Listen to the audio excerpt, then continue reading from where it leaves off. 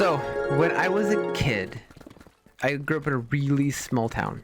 Like, really small town, like 2,000, 2,300, 2,400 people, and like 600 people were illegally immigrants. Mhm.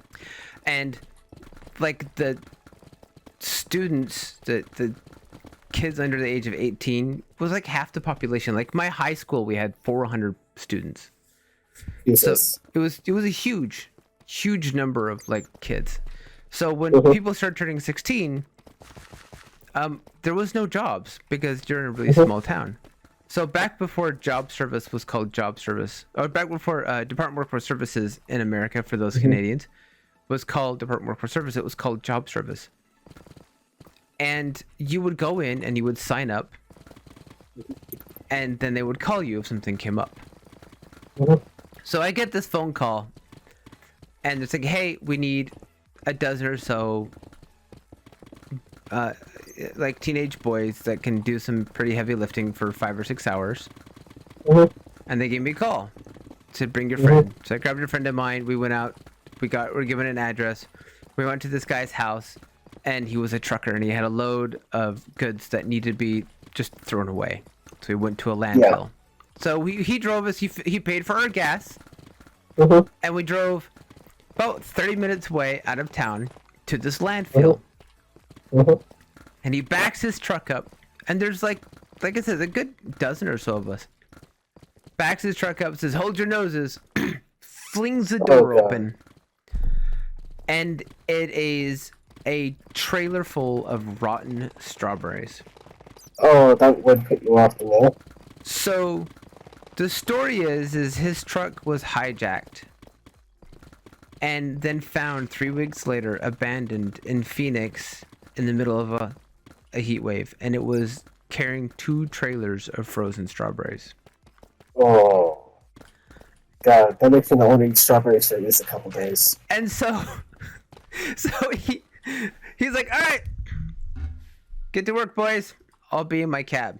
And he crawled his cab and went to sleep. Now, of the bunch of us, like I said, there were like a dozen of us.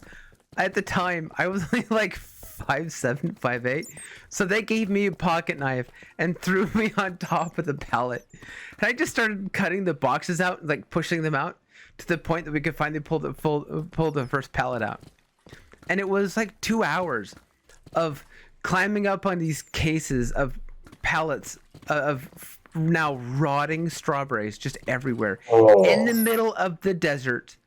It's like 95 to 100 degrees outside. And it's just sticky and it's on everything. And we're just trying to get through this as quickly as possible because he's actually we're gonna need paying to us put it. really well. Because We're gonna need to put a second warning on the Storytime with Enki on this one, I think. maybe. So he's actually paying us really well. He's paying us like $6 an hour, which back in the mid 90s, I mean, minimum Decent wage money. was $3.18. So $6 an hour wasn't good money. We were not gonna bitch, Especially as a teenager. especially as a teenager in a very small town where money is hard to come by. So it was several hours of me being hoisted on top of cases and cases and like climbing up them after a while, and just cutting the plastic off and like throwing enough off that we could like Oh, my lighten pizza the was- pallet enough that we could eventually push the pallet out.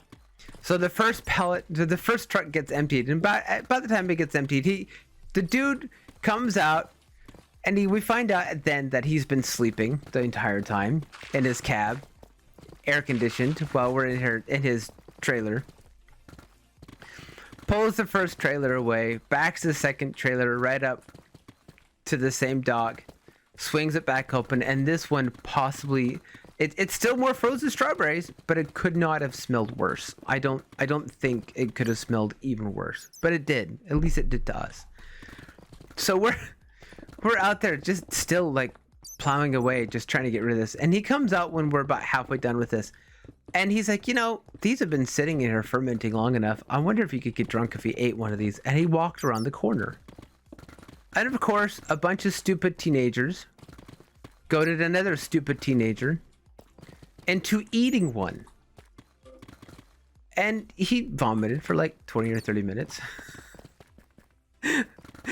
because he actually ate the whole thing. He just in one bite took it and inhaled it. Just it's like I don't know what you're thinking, dude, but I guess he wasn't thinking was the problem. But yeah, we got done after a couple hours. He paid us really well. Like I said, it's more than double what minimum wage was for the work we were doing, which he didn't have to, but I was super grateful for. But I swear, I took like 8 showers. I could not get the smell like out of my nostrils. Because everything had that sticky, sweet smell. It just kind of stuck to the middle of everything. And I didn't touch strawberries for years. I couldn't. Just if something smelled or tasted too much like a real strawberry, it just made me sick to my stomach. I just couldn't do it.